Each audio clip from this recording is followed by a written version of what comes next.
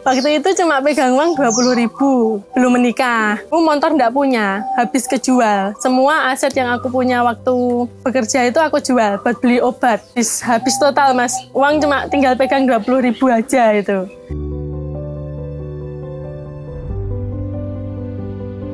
Saya nikah usia 22-23. Bahkan dulu sama dokter pernah itu mas, dendeni lah. Katanya enggak, kalau hormonnya terus tinggi enggak bisa punya anak.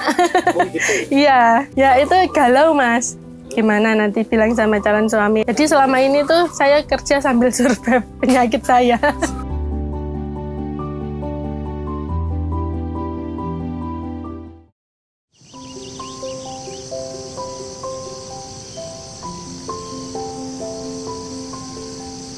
Pertama kali saya jualan itu tahun 2017.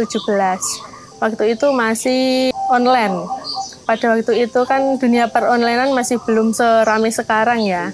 Dengan jualan durian mas pertama. Dulu modal pertama cuma 20.000. Kan sebelumnya itu saya ya kerja ikut orang. Tapi karena sakit tiroid itu 2 tahun di rumah nganggur. Jadi ya enggak punya uang. Apalagi background orang tua dulu juga bukan orang yang mampu ya.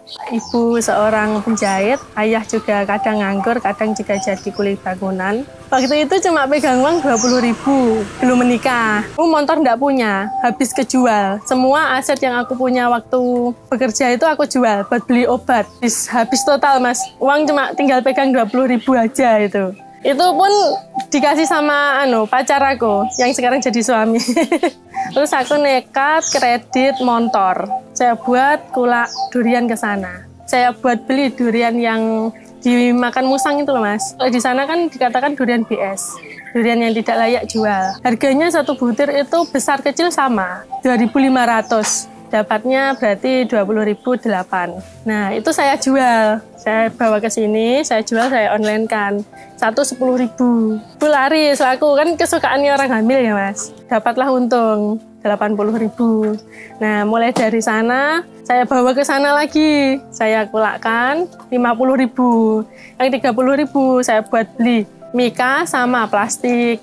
Saya kupas mas, biar dapat untungnya lebih banyak lagi. Saya online kan ternyata peminatnya banyak. Saya jual satu mika 10 ribuan. Itu dapat uang 200.000.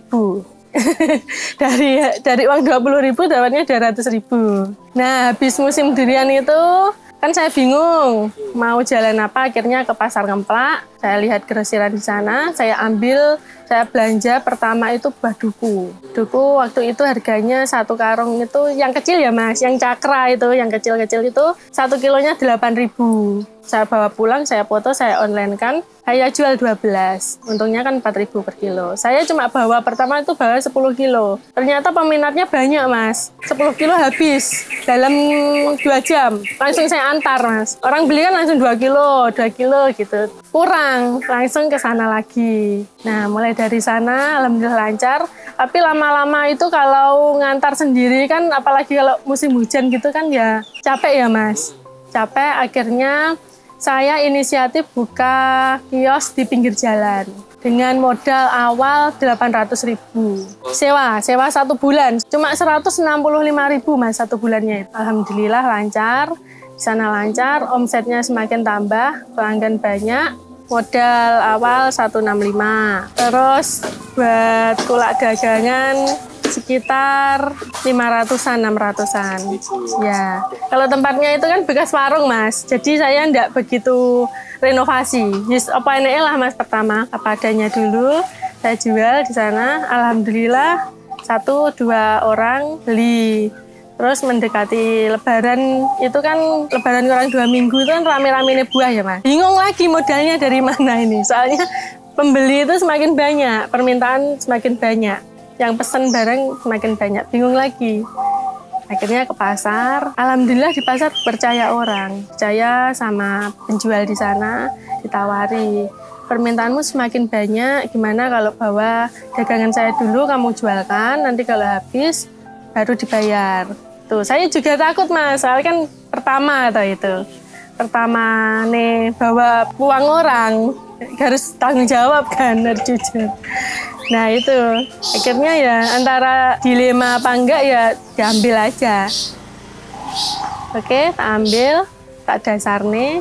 Ternyata alhamdulillah lancar. Ya pertama itu duku, terus coba jeruk, coba kesemek. Mulai itu bingung, ya itu bingung puasa kurang 2 hari bingung. Akhirnya ke pasar dapat kepercayaan bahwa buah impor. Bahwa ini 1 becak mas langsung. Nah aku ya bingung mas, ini 1 becak uangnya itu kan ada 5 juta lebih ya.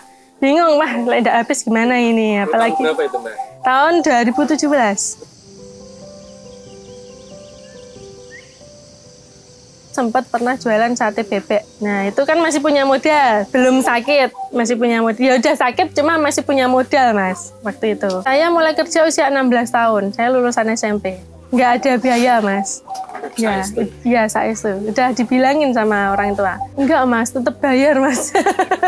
Iya, tetap bayar waktu itu. SPP-nya dan lain-lain. Ibu saya sudah bilang, nggak bisa ngelanjutin ke SMA. Padahal saya cita-citanya saya malah pengennya jadi dokter waktu itu.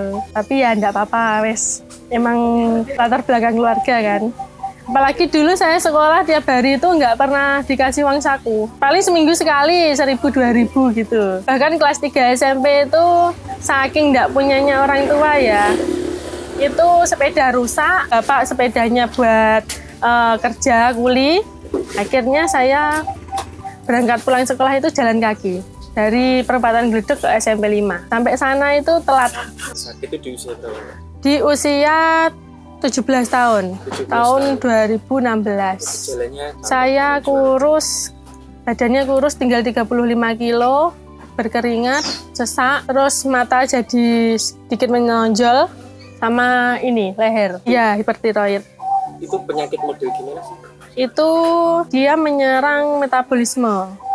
Kelebihan kalau aku mas, kelebihan metabolisme kalau saya dulu. Kalau kata dokter itu penyebabnya mungkin dari faktor stres, dari faktor pengaruh makanan, bisa atau mungkin keturunan. Tuh, kalau saya kan memang kerjanya kan capek toh mas. Di grosiran itu kan angkat-angkat. Ya walaupun baju kan kalau untuk kelas perempuan nggak kuat.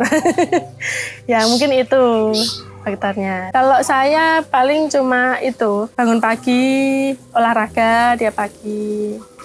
Terus konsumsi obat-obatan rempah-rempah tradisional sama rutin ke rumah sakit. Saya baru didiagnosa normal itu tahun kemarin mas, 2024. Iya, belum lama.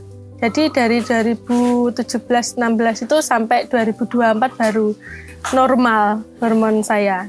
Sampai hari ini alhamdulillah masih normal. Jadi selama ini tuh saya kerja sambil survive penyakit saya. Sebenarnya mengganggu, kata dokter ya. Kalau hormonnya lagi tinggi itu malah nggak boleh program hamil. Tapi dulu pertama hamil itu malah hormonku lagi tinggi-tingginya. Jadi saya 2 kali hamil itu waktu muda itu hamil muda ya. Usia kandungan trimester pertama itu hiperemesis masuk keluar rumah sakit selama 4 bulan gitu. Ya kurang lebih 7 tahun. Minum obat tiap hari itu. Nggak boleh bolong. Saya nikah usia 2018. Ya. Desember. Bahkan dulu sama dokter pernah dendeni lah. Katanya enggak, kalau hormonnya terus tinggi enggak bisa punya anak. Oh gitu. Iya, ya itu galau mas. Gimana nanti bilang sama calon suami, alah, enggak apa-apa lah, biar nanti aja kalau udah menikah baru saya bilang gitu. Alhamdulillahnya 1 bulan setelah menikah saya hamil. Malahan, ya, hamil anak pertama itu. Tapi ya itu minusnya hiperemesis 3 bulan keluar masuk rumah sakit. Tiap 1 minggu di rumah sakit pulang 1 hari. Terus besoknya masuk lagi gitu sampai 3 bulan. Ya saya sangat bersyukur kalau itu. Benar-benar bersyukur dapat suami yang baik, setia. Terus menemani. Suami tahu? Tahu. Dari mulai sakit. Soalnya kan saya pacaran itu dari SMP. Sama suami itu dari SMP sampai menikah sekarang ini. Jadi senang susahnya saya, beliau lebih tahu.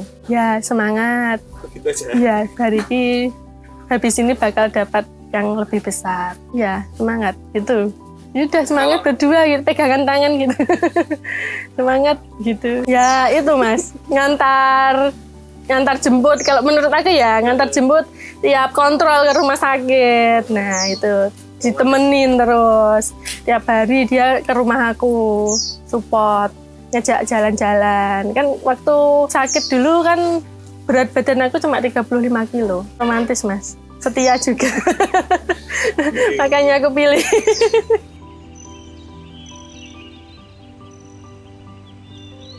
Waktu pertama kontrak di Bledug itu ya, itu tahun-tahun pertama itu berkembang pesat Mas.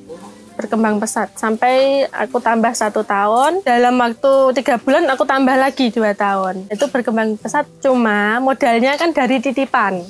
Itu tadi, dipercaya sama orang suruh menjualkan dagangannya. Nah, pas awal COVID, anjlok Mas. Biasa omset di sana 1 hari 4 juta, 5 juta, bahkan sampai 20 juta ya. Saya dibawakan itu, tiap hari itu satu becak itu bisa 2-3 kali datangnya. Buah impor, buah lokal, belum. Kalau dulu masih buah, belum sayur. Terus paling dititipi jajan sama orang-orang. Kalau mau lebaran tuh, jajan snack itu dititipkan. Alhamdulillah itu lancar juga. Itu bisa sampai 20 juta omset sehari di sana. Rame Mas. Kadang orang beli grosir juga kan, dijual lagi. Nah, pertama awal COVID masuk, karantina kan Mas itu. Karantina, semua orang kan tidak berani keluar. Saya sudah mencoba online, kembali online lagi. Pertama aku online itu bisa rame itu kan Grab masih belum masuk toh Mas, 2017. Masuk Tulungagung 2018 awal kalau tidak salah. Jadi waktu COVID pertama itu aku kembali online lagi Mas, saya online kan lagi. Cuma orang itu tidak begitu berani menerima tamu kan, tidak begitu berani order macam-macam kan, keuangan masih tidak stabil kan, kacau parah itu. Nah tetap saja pemasukan menipis. Akhirnya buah kan kalau banyak kan tiap hari tidak begitu laku kan busuk ya Mas. Nah busuknya parah itu Mas, parah, mulai bingung itu, mulai bingung. Uangnya kan pemberian dari orang, dari kepercayaan orang, bingung. Akhirnya sampai 1 tahun masa karantina itu total kerugian saya kurang lebih sampai 60-70 juta ada. Wah itu aku hilang 1 tahun Mas, nggak ngabarin orang-orang pasar itu, saya hilang itu. Terus kalap Mas, mumet di rumah, kembali lagi itu penyakitnya. Berat saya 35 kilo lagi itu. Nah itu Santen Anyar, dapat cobaan, hamil, melahirkan, ke pekerjaan kolaps, terus penyakit kambuh, wes di rumah itu. Yang jualan suami jualan jagung keliling, jagung rebus keliling. Nah itu mangkalnya kalau sore di daerah Gesian sana. Jadi kalau saya jualan buah, suami nyambinya jualan jagung. Itu dari SMA beliau jualan dari SMA kelas 2 kalau enggak kelas 3. Saya di rumah aja Mas itu. Terus bingung kan, akhirnya ambil itu sampai ambil hutangan di Bank Titil itu loh. Datanglah semua ke rumah, kan di kios tutup kan Mas, tidak berani aku ngatasin orang, wes pusing aku. Nah itu datang ke sini, sampai mertua tahu, semua orang tetangga tahu. Akhirnya dibantu mertua sebagian, kurang lebih 3 juta apa 4 juta gitu. Masih sisa banyak Mas itu, masih sisa banyak. Aset-aset yang di kios itu seperti kulkas dan lain-lain itu aku jual, timbangan itu aku jual semua buat nyaur hutang. Motor suami juga kejual lagi. Kalau motor saya alhamdulillah enggak, tak pertahankan buat online soalnya. Yang bisa saya kan bisanya itu, motor suami kan fiction dulu. Itu kejual, tabungan habis. Masih sisa kan, hutang masih sisa banyak, bingung. Nah, alhamdulillahnya waktu itu saya terdaftar jadi peserta PKH, Mas. Karena punya anak kecil. 1 bulannya saya dapat dari PKH kurang lebih 800.000. Tapi saya cuma ngomong sama suami dapatnya 300. Yang 500 buat nyicil hutang di pasar. Saya cicil, terus kembali online lagi, Mas, waktu itu. Coba waktu corona itu yang laris kan susu segar asli itu kan, yang ada beberapa brand sampai kosong itu. Nah itu aku ambil kesempatan di situ. Saya jualan susu segar sama jahe sama degan. Itu kan yang lagi. Kalau susunya saya ambil langsung ke Sendang, asli dari koperasi Sendang sana. Jahenya alhamdulillah ada penyetor lah yang nawarin, langsung dari petani, ya ada.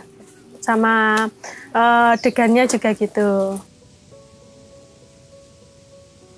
Titik baliknya ya waktu itu mulai perlahan jualan susu itu rame Mas itu. Satu hari bisa habis 400 botol yang 1,5 liter itu. Tapi minusnya dalam waktu 4 jam harus sudah sampai rumah semua. Karena susu kan ketahanannya cuma beberapa jam kan di luar ruangan. Nah nanti sama edukasi ke pembeli.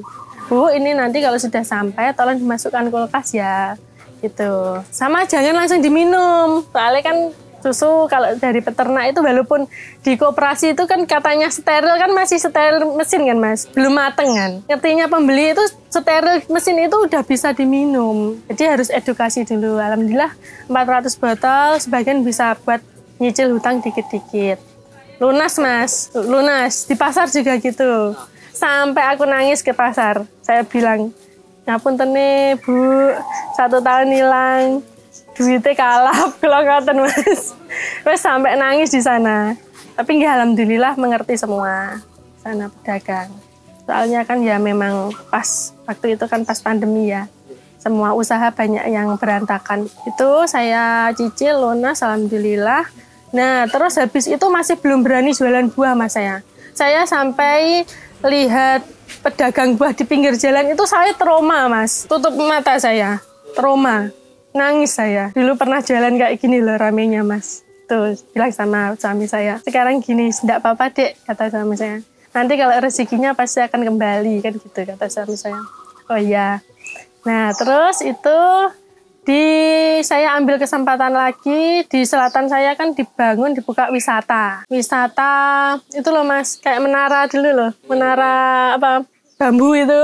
Jegong Park namanya. Nah, di sana saya dapat tempat. Satu, jualan di sana. Itu modalnya itu pertama itu bukan modal dari suami, juga bukan modal dari saya, Mas. Tapi pemberian orang. Jadi waktu itu kan bener hutang udah lunas kan tabungan kosong tuh, Mas. Paling cuma dapat pendapatan dari suami jualan jagung itu 50 sampai 100 itu buat beli susu sama kebutuhan kan habis.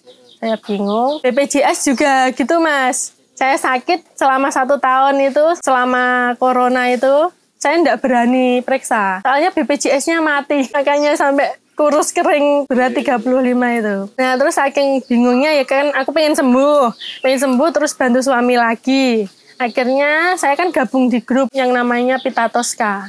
Grup khusus untuk orang yang sakit seperti saya. Tiroid. Ada grupnya sendiri. Di Facebook ada, di WA juga ada. Nanti kalau WA itu biasanya per daerah. Jawa Timur, Jawa Tengah sendiri. Nah itu saya gabung di sana, saya sambat lah sama peserta grup. Saking saya wis izin carry lah, dipikir carry, yang penting sambat di sini. Saya sambat, saya bilang sama beliau-beliau mungkin ada yang mau bantu bayarkan BPJS saya buat berobat. Alhamdulillah ada yang bantu Mas. Namanya masih sampai sekarang masih saya ingat, Mbak Rina, rumahnya Sidoarjo beliau. Nah itu saya ditransfer 1,5 juta. Alhamdulillah nangis tuh Mas. Siang-siang saya udah bingung naik motor, ya Allah ini piye BPJS mati, duit randuwe. Bingung nangis. Kurang lebih 800 kalau enggak 900.000. Ya, tapi kalau enggak pegang uang kan ya uang segitu kan banyak tuh Mas. Saya itu sudah bingung. Akhirnya alhamdulillah dapat transferan. Nangislah saya. Dapat transferan langsung saya bawa ke Indomaret, saya bayarkan. Sisanya itu saya buat ambil kalung. Nah, kalung pemberian dari mertua itu kan sampai saya masukkan pegadaian. Diam-diam, tak berani bicara, tak berani ngomong saya. Buat bayar hutang itu yang di pasar itu semua. Nah, saya masukkan akhirnya saya tebus lagi. Nah, terus itu saya ambil, saya sama buat nebus kalung 300.000. Masih sisa kan? Masih sisa beberapa buat modal di sana. Jualan di Jegong itu, jualan dawet hitam. Es dawet hitam kan di Tulungagung belum ada. Nah, saya inisiatif lah jualan itu. Alhamdulillah rame. Cuma enggak sampai setahun Mas. Di sana wisatanya tutup lagi, bingung lagi. Nah, dari situ saya mulai memutuskan berani jualan buah lagi. Dari situ, yang ku ambil pertama itu apokat Mas, musim apokat. Aku cari-cari petani, langsung ke sana, ke Tanggung Gunung sama suami saya diantar. Cari-cari petani di sana, alhamdulillah dapat. Saya online-kan lagi di Facebook, alhamdulillah rame. Itu online-an yang kedua sistemnya itu enggak orang pesen saya antar gitu enggak. Ya, orang pesan tetap saya antar, tapi saya bawa lebihan. Jadi misal saya dari Tanggung Gunung bawa 100 kilo ya ke sini. Terus pesanan saya cuma 40 kilo. Lebihannya itu saya timbangi sekalian. Jadi saya itu sekaligus ngantar pesanan. Plus kalau di tempat di gang itu pas ada ibu-ibu yang jogrok ya, saya tawarkan juga gitu. Tiap hari alhamdulillah bisa habis gitu. Tahun berapa Mbak? Kurang lebih mulai jualan online lagi 2020. 2020. Ya, mulai susu, mulai apokat itu 2020. Kalau buahnya mulai memberanikan Buah diri jualan ya 2022-an lah. Udah berani ya, walaupun ada sedikit-sedikit wis ndak pengen gede kayak mbiyen gitu Mas. Tapi ya namanya jiwa muda ya Mas, tetaplah penasaran. Ya itu jualan apokat, alhamdulillah laris, sehari bisa sampai 100 kilo, 200 kilo. Pelanggan-pelanggan itu balik lagi Mas, nyari aku ternyata alhamdulillahnya. Di WA, dapat WA dari postingan Facebook kan, Mbak aku dulu langgananmu yang di Gledok gitu. Mau pesen ini, alhamdulillahnya baiknya langgananku ya itu Mas. Tetap dikejar aku, bukan malah aku yang nyari mereka, alhamdulillah mereka malah datang sendiri. Nah, itu terus saya jualan apokat, alhamdulillah laris, jualan sawo. Nah, karena anak-anak kecil kan nggak bisa seperti muda dulu. Akhirnya saya putuskan buka di rumah. Ini. Ya, itu pertama itu ragu Mas. Mosok toh jualan di rumah arepe enek wong moro apa meneh masuk gang kan. Yo aduh jauh dari kota. Ya udah, saya prinsipnya gini yang kali ini. Kalau memang ini rezeki saya di buah, ini memang jodoh saya. Nggak usah saya harus cari tempat di pinggir jalan seperti dulu. Orang pasti datang ke sini nyari saya, gitu saya prinsipnya. Alhamdulillahnya langganannya nyari beneran Mas. Datang ke sini semua nyari loh. Mbak sekarang jualan di sini toh gitu. Nah itu terus datang ke sini alhamdulillah. Ya alhamdulillah itu dapat pelanggan yang baik semua, setia semua. Keberuntungan saya itu Mas, termasukan. Nah itu terus saya bikin grup reseller. Nah saya bikin grup reseller, dagangan saya posting, bisa dijual lagi. Saya ambil lebih sedikit, separuh harga dari ecer. Jadi saya bedakan untuk reseller itu. Alhamdulillah banyak yang mau gabung, banyak resellernya sampai sekarang. Omsetnya juga naik, alhamdulillah sampai sekarang. Kalau sekarang ada 3 outlet. Yang satu di Pinka, Gapuro yang selatan, yang satu Pinka Utara, timur jalan, yang satu di pelosok kandang, sama pusatnya sini. Untuk sekarang, alhamdulillah. Omsetnya untuk sini ya. Kalau untuk sini, kalau paling sepi itu sekitar 7 juta sampai 10. Itu paling sepi, ya paling sehari. Kalau pas rame, pas ada buah yang promo-promo itu bisa sampai 20-30 itu bisa.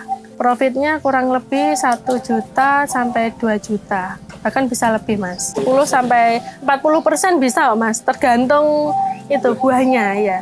Ya, kalau buah itu kan tiap tahun itu pasti ada masa senggangnya ya Mas, masa lenggangnya.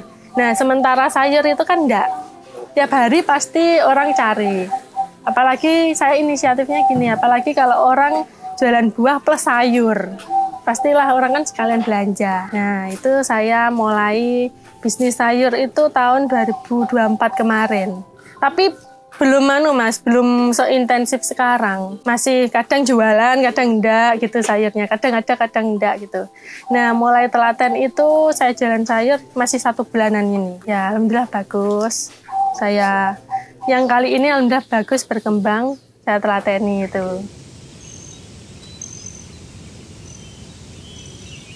Ya, kalau saya itu prinsipnya dagang gini Mas, laba sedikit tapi cepat habis. Ya, karena buah itu kan kalau sayur itu malah lebih cepat rusak Mas. 1 hari itu harus habis, kalau tidak habis dipromo atau dibuang.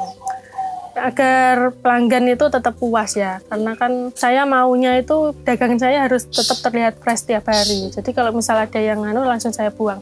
Kalau buah itu ketahanannya 2-3 hari, ada yang 1 minggu. Kalau buah impor kan 1 minggu. Cuma kalau saya enggak telaten Mas, buah saya laku lama-lama itu enggak telaten. Jadi kalau 1 hari 2 hari belum begitu keluar banyak, langsung saya obral.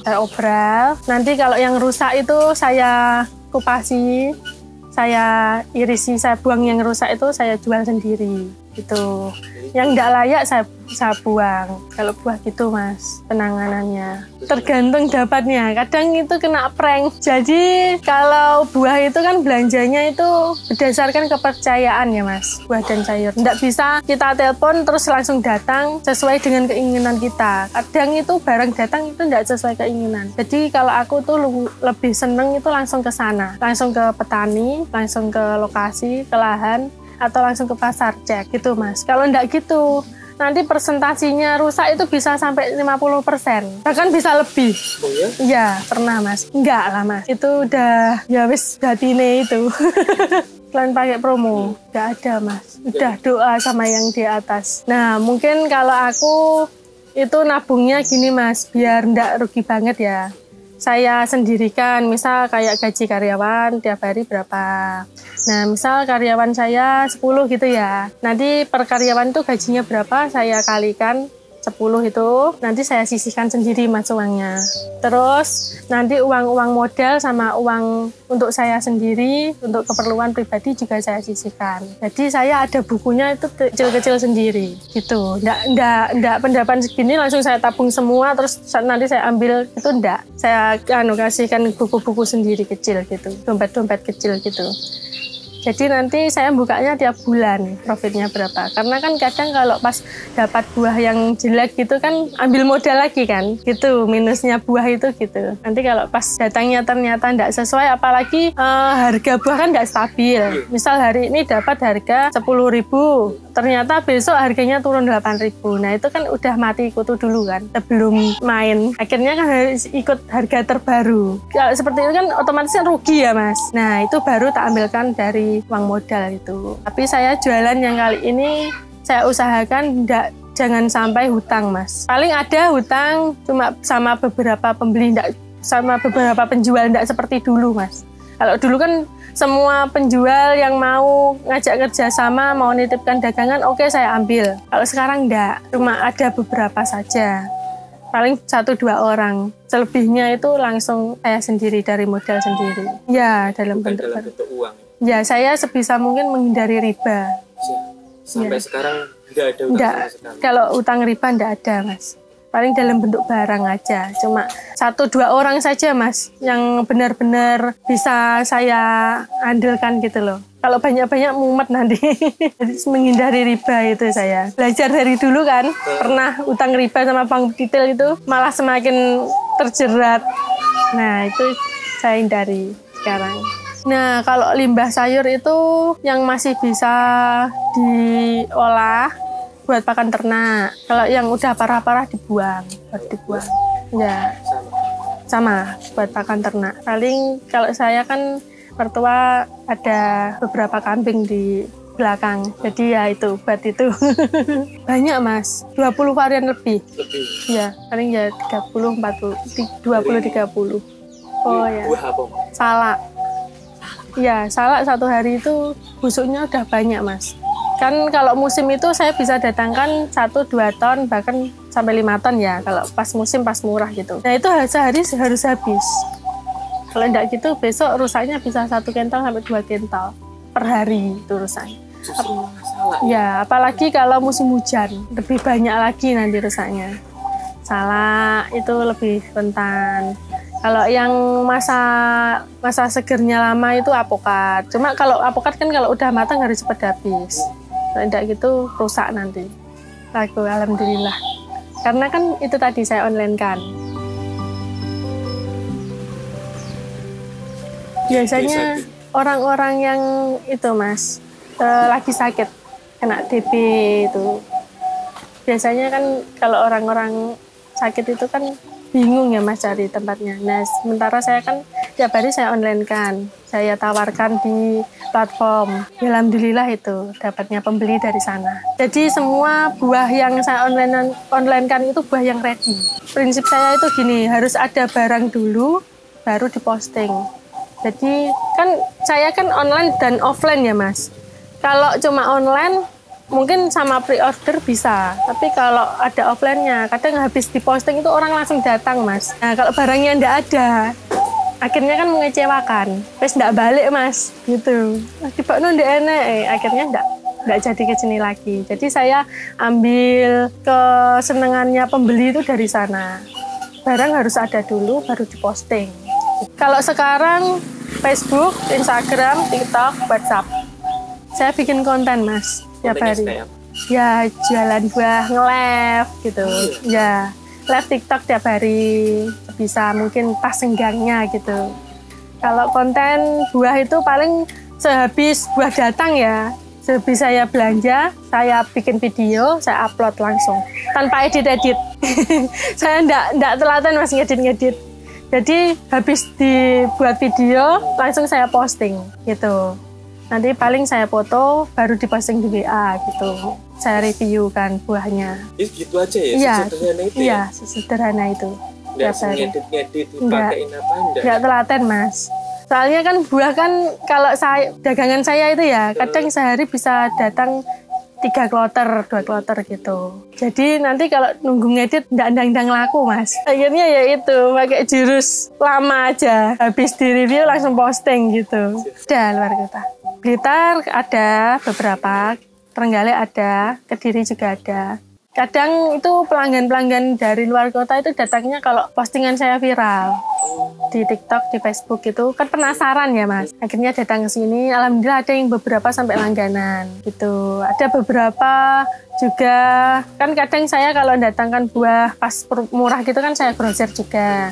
Ada beberapa pedagang juga yang langganan ke sini untuk sekarang. Kalau kirim ya tiap hari kirim ecer Mas. Saya kalau untuk grosir, untuk penjual yang mau pulaan di saya itu tak suruh langsung ke sini. Biar tahu dulu barangnya, biar dilihat dulu, nanti kalau seneng, kalau marem baru dibeli. Saya prinsipnya gitu. Jadi enggak mau pesan berapa saya sisihkan gitu, enggak. Disisihkan kalau orangnya sudah benar-benar sing wis kulino rene lah Mas. Rasa syukurnya lebih besar. Ya alhamdulillahnya saya bisa merubah keuangan keluarga, terutama orang tua saya yang dulunya buat makan saja harus pinjem-pinjem dulu ke tetangga uangnya, sampai bingung mau mengembalikan. Alhamdulillah sekarang bisa tercukupi gitu Mas, alhamdulillahnya.